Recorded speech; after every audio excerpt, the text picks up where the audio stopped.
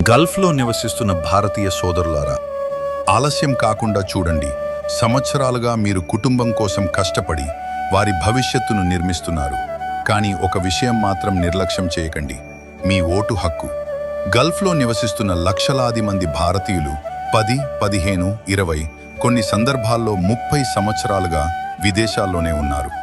ఎన్నికలు వచ్చిపోయాయి, కానీ వారు ఓటు వేయడానికి స్వదేశానికి తిరిగి రాలేకపోయారు.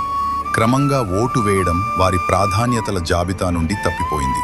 ప్రస్తుతం ఎన్నికల జాబితాల స్పెషల్ ఇంటెన్సివ్ రివిజన్ SIR నేపథ్యంలో ఓటర్ జాబితాలో పేరు ఉండటం, చెల్లుబాటు అయ్యే ఓటర్ ID కలిగి ఉండటం ఎంత ముఖ్యమో అందరికీ అర్థమవుతోంది.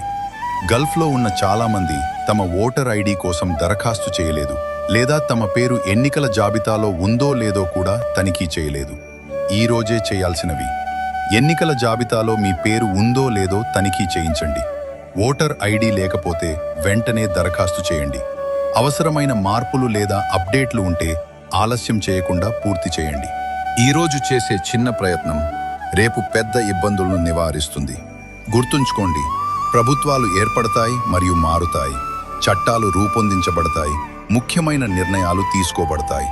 వీటన్నిటిలో ఓటింగ్ ప్రాథమిక పాత్ర పోషిస్తుంది. గల్ఫ్లో ఉన్న మీ కుటుంబ సభ్యులు, బంధువులు, స్నేహితులను కూడా ఎన్నికల జాబితాలో తమ పేరు ఉందో లేదో తనిఖీ చేసుకోవాలని ప్రోత్సహించండి. జీవనోపాధి ఎంత ముఖ్యమో మన రాజ్యాంగబద్ధమైన ఓటు హక్కును కాపాడుకోవడం కూడా అంతే ముఖ్యం. సర్వశక్తిమంతుడైన అల్లా మనకు జ్ఞానం ప్రసాదించి మన హక్కులను కాపాడుకునే శక్తిని ఇచ్చి ప్రతి రకమైన నిర్లక్ష్యం నుండి మనల్ని కాపాడుగాక. ఆమీన్.